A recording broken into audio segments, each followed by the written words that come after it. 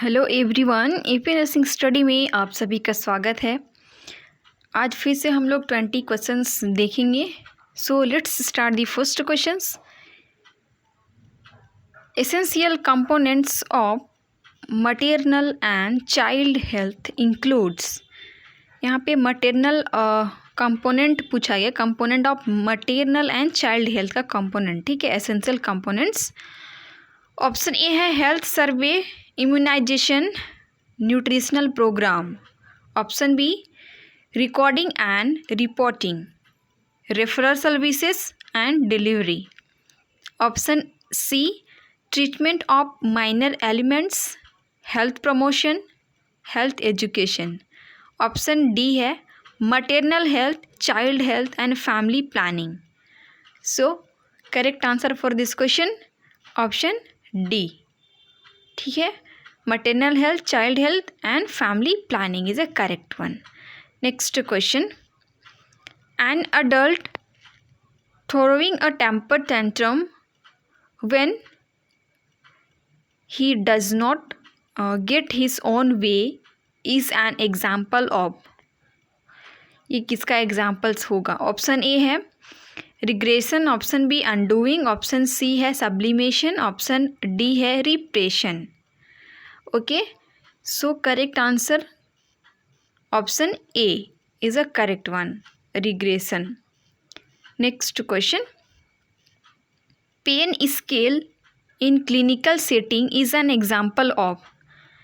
Clinical setting में यहाँ पे पेन स्केल्स का एग्जाम्पल्स पूछा गया है, क्या होना चाहिए? ऑप्शन ए है विजुअल एनालॉगस, ऑप्शन बी है graphic rating scale, option C है semantic differential scale, option D है checklist.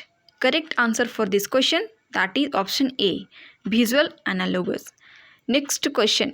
Difficulty in swallowing is. Difficulty in swallowing is, ये क्या कहा जाना है?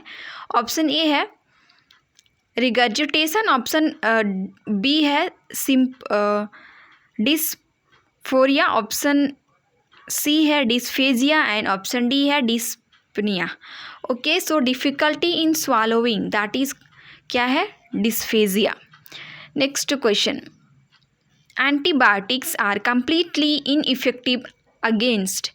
निम्नलिखित में से किसके यहाँ पे किसके लिए एंटीबायोटिक जो है वो इनसफिशियंट है, ठीक है, insufficient against, ineffective, okay, not insufficient, that is ineffective against, किसके अगेंस्ट? ओके, ऑप्शन ए है amoebiasis, option B virus, option C है बैक्टीरिया, ऑप्शन डी है microbes. So antibiotics are completely ineffective against virus. Next question. Is the method of evaluating employee to determine their effectiveness on their present job and decide their benefits, ठीक है। सो यहाँ पे option D तक दिया हुआ है supervision, option B है critical pathway, option C grinding, option D है परफॉर्मेंस अप्राइजल। सो कौन सा मेथड है जो कि मेथड ऑफ इवैल्यूएटिंग होगा किसको? एम्प्लॉई के लिए, टू डिटरमाइन, ठीक है, उनके इफेक्टिवनेस को ऑन देयर प्रेजेंट जॉब, जिस जॉब में वो हैं, एंड ये डिसाइड करता है उनका बेनिफिट के लिए, देयर बेनिफिट्स, ठीक है। सो निम्नलिखित में से option D is a correct one, that is a performance appraisal is a method of evaluating employee to determine their effectiveness on their present job and decide their benefits. Next question.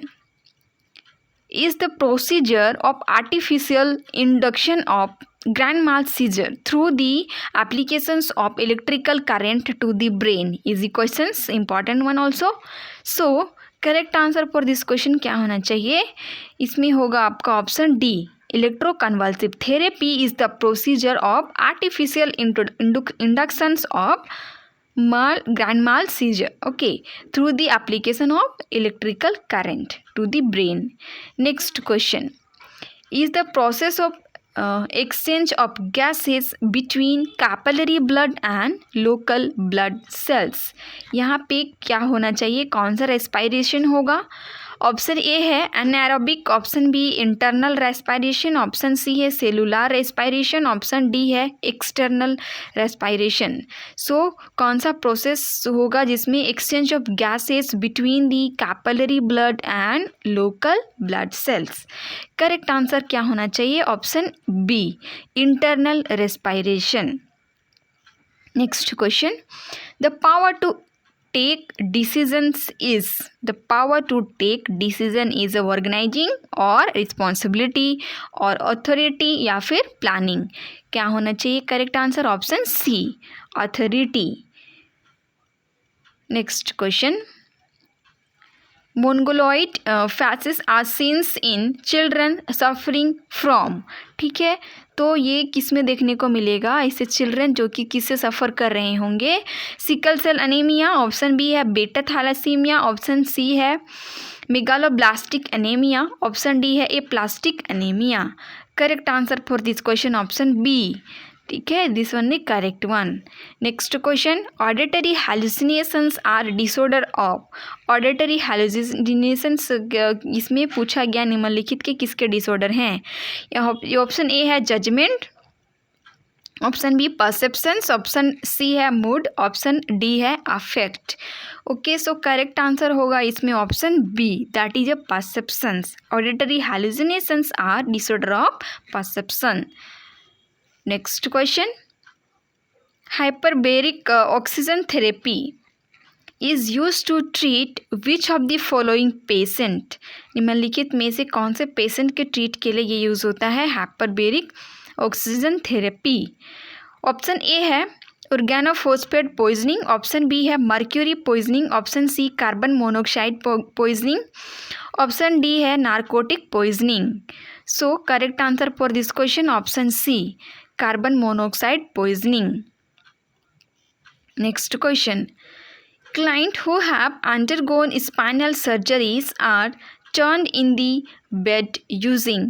Okay, client है जो कि क्या हो चुका है, इसको spinal surgeries, ठीक है, and turn in the bed using, वो बेड में टर्न करना है उन्हें, पर ये क्या यूज़ करेंगे?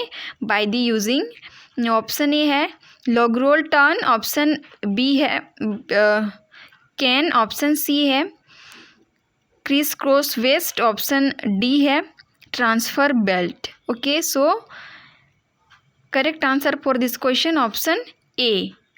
ठीक है, सो यहाँ पे जो क्लाइंट है जो कि सर्जरी हुआ है spinal surgeries, okay, so these are turn in the bed using a log roll turn.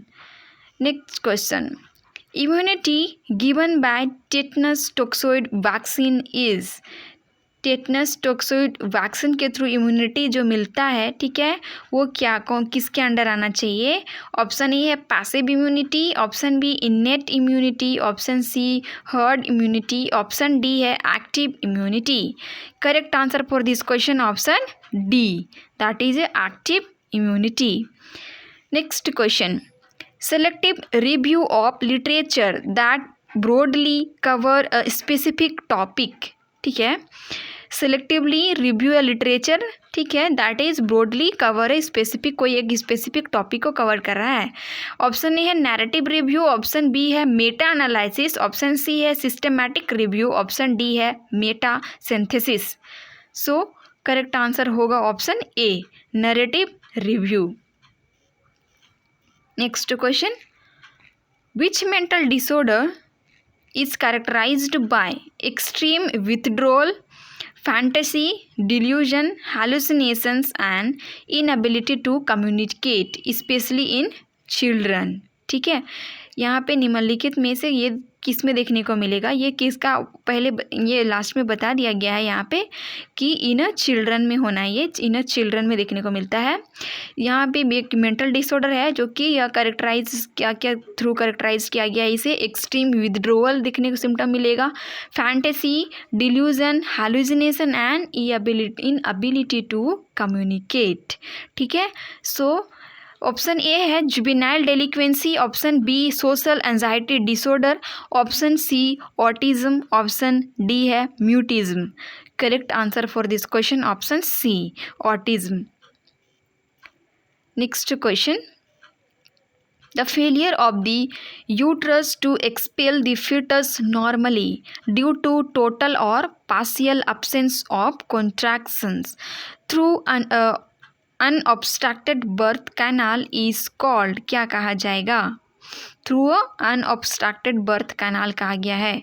Okay, सो यहाँ पे ऑप्शन ए दिया हुआ है uterine retroversions, option B uterine prolapse, option C है uterine tetany, option D uterine inertia. ठीक है, सो यहाँ क्या बोल रहा है? द फेलियर ऑफ यूट्रस, ठीक है, to expel the foetus normally यहाँ पे एक्सपेल आउट नहीं हो रहा foetus, to expel the foetus normally, ये क्या है? फेलियर. ठीक है, ड्यू टू टोटल और पार्शियल एब्सेंस ऑफ कॉन्ट्रैक्शंस. ठीक है, यहाँ पे टोटली या फिर पार्शियली कॉन्ट्रैक्शन नहीं हो रहा है. ठीक है, एब्सेंस ऑफ कॉन्ट्रैक्शन कहा गया है through the unobstructed birth canal. So correct answer यहाँ पे होगा option D, that is a uterine inertia. Next question. Assignment of any authority from manager to subordinate to carry out specific activity is known as, ये क्या कहा जाना है? Assignment of किसका? Any authority from manager to subordinate. ठीक है, to carry out the specific activity, so that is known as a delegation. Correct answer option C is a correct one for this question. Next question. Giving wrong medication to a patient is, patient को wrong medication दिए ना, ठीक है, is a assault, negligence, nuisance और battery. Correct answer for this question option B, negligence. Next question. Apical pulse is felt at, apical pulse ये कहाँ felt होता है, कहाँ? ओके, सो ऑप्शन ए है below jaw bone, option B at wrist, option C है left side of the chest, option D top of the foot. Okay, easy one. So correct answer क्या होगा? Correct answer है option C, that is the left side of the chest. Okay, I guess सबने बहुत अच्छे से खुद भी answer कर पाए होंगे. Easy questions, important questions, repeated questions हैं. सो भी अच्छे से करें, ठीक है, और अपनी एग्ज़ाम का प्रिपरेशन अच्छे से करें कंसंट्रेट करके. Thank you, bye bye. हम लोग मिलते हैं नेक्स्ट वीडियो में नेक्स्ट टॉपिक के साथ.